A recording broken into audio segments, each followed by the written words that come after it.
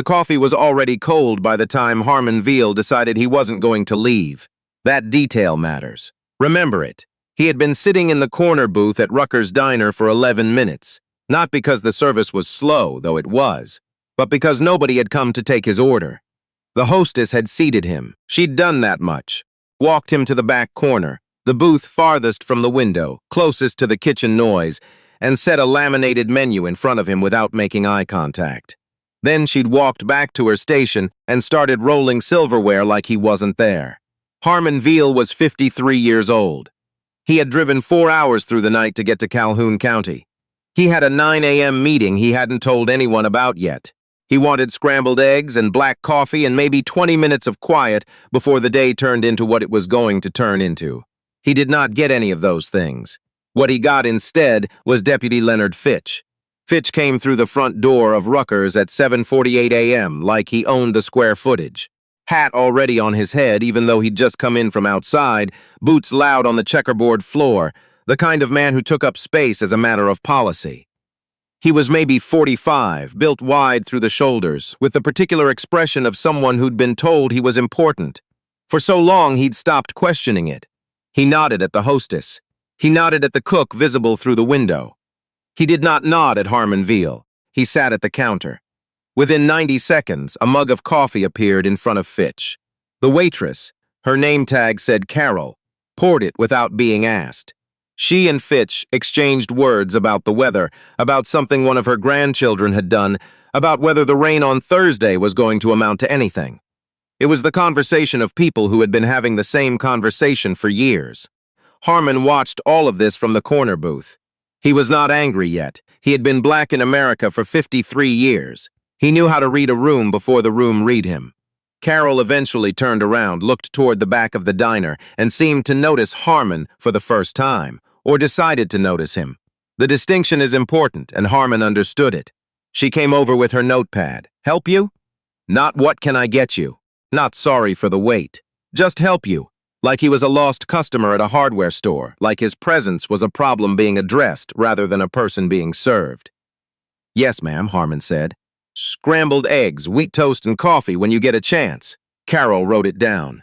She walked back to the counter. She did not bring coffee. Fitch had finished half his cup by the time Carol delivered Harmon's eggs. She set the plate down without ceremony, no coffee alongside it, no offer of one. And Harmon looked at the eggs and then looked at her retreating back and said quietly, "Could I still get that coffee?" She turned around. "We're low on the regular. Decaf is fine." She looked at him for a moment in a way that wasn't hostile exactly, but wasn't anything else either, and went behind the counter. That was when Fitch swiveled on his stool. He had been watching since Carol walked back, maybe before that. Harmon had felt it the way you learn to feel things. Not a chill exactly, more like a shift in pressure, the particular weight of being assessed. "You waiting on someone?" Fitch called across the diner. Harmon looked up from his eggs. "No, just passing through?" There it was. The oldest question in the inventory. "Eating breakfast," Harmon said. Fitch nodded slowly, the way men like Fitch nod when they've already decided something and are just letting you catch up. He picked up his coffee mug. He didn't drink from it. He held it. "Don't think I've seen you before." "Probably not," Harmon said. "I haven't been here before. Where are you coming from?" The eggs were getting cold. Harmon put his fork down and looked at Leonard Fitch with the full, quiet patience he had spent decades developing. "Charlotte," he said. "Long drive, it is. What brings you to Calhoun County?" And here is the thing about Harmon Veal that no one in that diner knew yet, that Fitch certainly didn't know, that even Carol probably couldn't have guessed. He had been asked worse questions by worse men in worse rooms, and he had learned a long time ago that the answer you give in a moment like this is not about information. It's about what happens next. "Business," Harmon said. Fitch got off the stool. Nobody who was watching, and people were watching the way people watch when something is developing in a public space, that careful peripheral attention. Nobody who was watching would have been able to say Fitch did anything wrong in that moment. He just got off the stool and walked toward the back of the diner. That's all, perfectly reasonable. A man walking in a restaurant. He stopped at Harmon's booth. "Deputy Leonard Fitch," he said, like that was an answer to a question. "Calhoun County Sheriff's Department, Harmon Veal, Mr. D. Veal." Fitch looked at the table. At the eggs, the silverware, the still absent coffee. You drive 4 hours for business and you stop at a diner at 7 a.m.? I left at 3, Harmon said. Stop for breakfast. Fitch put one hand on the back of the opposite booth seat and leaned slightly forward. Not aggressive, just present. Mind if I ask what kind of business? I do mind, actually. The diner got quieter. Not silent. The kitchen was still making kitchen sounds, the coffee machine was still going, but the ambient noise of people pretending not to listen dropped several notches. Fitch smiled. It didn't reach anything above his jaw. Just making conversation, he said. This is a small county. We like to know who's coming through. Then I'll tell the county, Harmon said. When I'm ready. Something shifted in Fitch's face. Not anger. Fitch was too practiced for visible anger. More like recalibration. Like he had expected a different door and found it locked. I'm going to need to see some ID, Fitch said. Am I being detained? Just a precaution. A precaution against what, Deputy Fitch? Sir, I'm going to ask you one more time. And I'm asking you, Harmon said, still quiet, still level, what legal basis you have for requesting identification from a man eating breakfast? Carol had stopped moving behind the counter. The two men at the table near the window had stopped pretending to look at their phones. A woman in a yellow jacket near the door had her hand on her coffee cup and had not lifted it in 2 minutes. Nobody said anything. That's the part Harmon would think about later, not what Fitch said or did. The silence of the room, the particular quality of it. The way silence in a situation like this isn't neutral. It's a choice, made over and over by everyone present, to not intervene, to not speak, to let whatever was going to happen happen. That silence has a texture, it has weight, it presses on you. Harmon had felt it before. He recognized it the way you recognize a smell from childhood. Fitch reached for his radio. Made a show of it. I'm going to call this in, he said. Go ahead. You'll want to cooperate. Deputy, Harmon said. I'm a 53-year-old man eating scrambled eggs. What exactly are you calling in? Suspicious behavior. Harmon looked at the eggs. He looked at the fork. He looked at Fitch. I'd like to finish my breakfast, he said. What happened next happened fast, and if you asked each person in that diner to describe it afterward, you would get 6 different versions. What is not in dispute? Fitch decided that Harmon Veal standing up to leave was a threat, or he decided it was an opportunity. The difference between those two things is the kind of question that ends careers, but only when someone is paying attention. Fitch moved. Harmon stood. There was a hand on a shoulder, and then the practiced mechanics of a man who'd put cuffs on people before, and then the sound of metal, and Harmon Veal was handcuffed in the corner booth of Rucker's Diner in Calhoun County, in front of 12 witnesses who were all studying the middle distance with great intensity. This is unnecessary, Harmon said. His voice had not changed. That was the thing about it. No tremor, no spike, the same register he'd used for the eggs, for the coffee, for the entire conversation. Controlled in a way that was not the same as calm. It was something earned, something that had been forged in rooms nobody in Rucker's Diner would ever see. You'll be able to sort it out at the station, Fitch said. I have a meeting at 9. You can call them from the station. Carol was standing very still behind the counter. She was a 61-year-old woman who had worked at Rucker's for 19 years and had opinions about most things, and had never once, in those 19 years, had to decide what kind of person she was in a moment that actually cost something. She'd always assumed she knew. She was finding out now that assuming and knowing are not the same. She watched Fitch take Harmon by the arm. She watched the handcuffs. She watched Harmon walk, upright, unhurried, not resisting, not diminished, toward the front of the diner. And she watched the thing that Fitch did not see, because Fitch was focused on the door. The inside pocket of Harmon's jacket had come open when Fitch grabbed him. It happens sometimes. The lining catches, the button gives, and what's inside shifts. What shifted and what slid free and fell to the checkerboard floor with a sound that was not loud but landed in that quiet diner like something much larger, was a credential wallet, dark leather, worn smooth at the corners. It fell open when it hit the floor. Nobody moved. Carol looked at it from behind the counter. Her eyes went to the badge first. She couldn't help it. Then to the ID card behind the clear plastic window. She read it. She read it again. She had been in this county her whole life, and she understood, in the space of about 4 seconds, several things simultaneously. What the badge meant, what the ID meant, who Harmon Veal was, what meeting he had at 9 o'clock. and what it meant that Leonard Fitch had handcuffed him in front of 12 people who were all still studying the middle distance. The tray she was holding had 4 plates on it. She became aware of this fact at the same time she became aware that her hands were shaking. She did not drop the tray on purpose. She would say this later, clearly and without apology. It wasn't a statement. It wasn't a choice. It was her hands doing what hands do when they're holding something heavy, and the person holding them suddenly stops being able to hold anything at all. 4 plates. The sound of it made everyone in Rucker's diner look, which meant everyone in Rucker's diner was looking when Fitch turned at the sound and saw the credential wallet on the floor and stood there.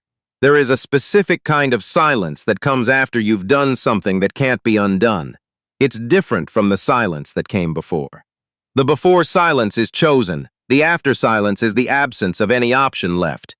Fitch stared at the wallet. The woman in the yellow jacket near the door had her hand over her mouth. Harmon Veal stood with his hands cuffed behind his back and said, to no one in particular, "The wallet on the floor is mine."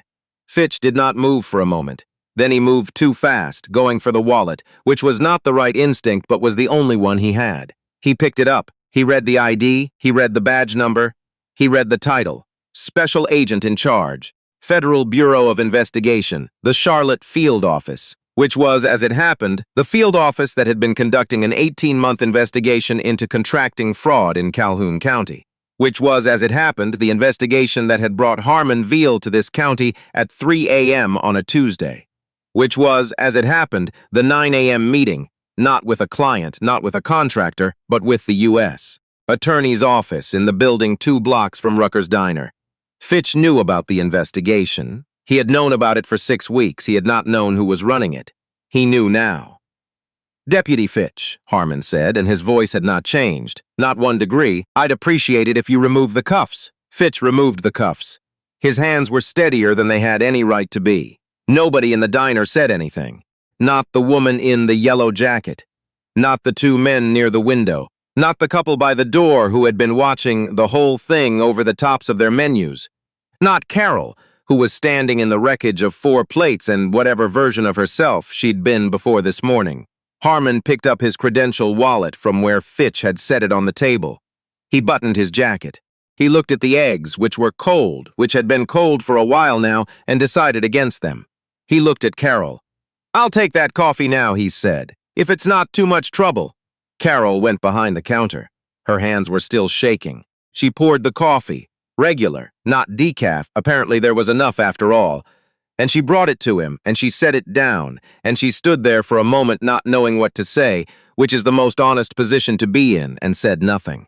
Harmon drank the coffee. Fitch had not left. He was standing near the counter, not quite at the door, not quite gone. The radio on his belt was silent. "Deputy," Harmon said without looking up from the coffee, "you might want to call your supervisor." Fitch left. The bell above the door rang twice, once when he went out, once when it swung back. The diner came back to itself slowly, the way a room does after something loud has happened. Conversations resumed or started for the first time. The kitchen sounds came back. The coffee machine beeped. The woman in the yellow jacket looked at the man across from her and said something low that Harmon couldn't hear. Nobody spoke to Harmon directly. That part he noticed, too. Not a single person in that diner, having watched what they'd watched, came to his table and said anything. Not "Are you all right?" Not "I'm sorry that happened." Not "I should have said something." The man near the window went back to his phone. The couple by the door got their check. Carol refilled Harmon's coffee once, silently, and then found things to do in the kitchen. Harmon drank his coffee and looked out the window at the parking lot and at the street beyond it, and at the particular quality of morning light in a small county that didn't know yet what was about to happen to it. He thought about what he'd say at 9 a.m. He thought about the 18 months. He thought about the 6 other men and women from his office who were already in this county today, running other threads, having other conversations.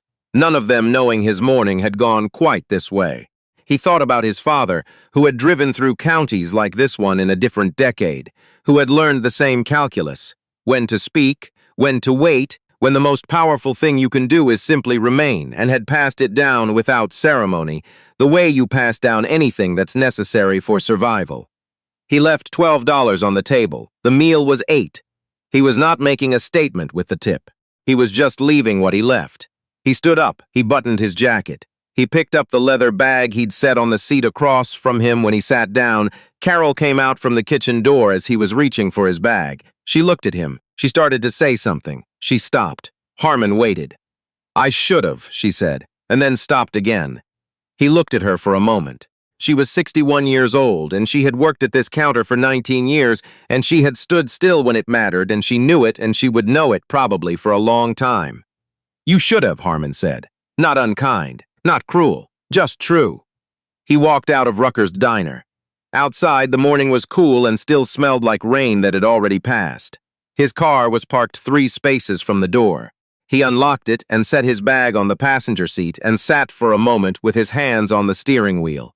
2 blocks away, in a federal building he'd been to before, 7 people were already in a conference room, coffee in hand, waiting for Special Agent in charge Harmon Veal to begin a briefing that would, by noon, result in 4 arrest warrants and a press conference that Calhoun County would be talking about for years.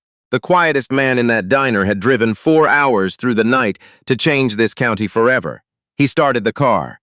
He was 4 minutes from the parking garage. He was not late.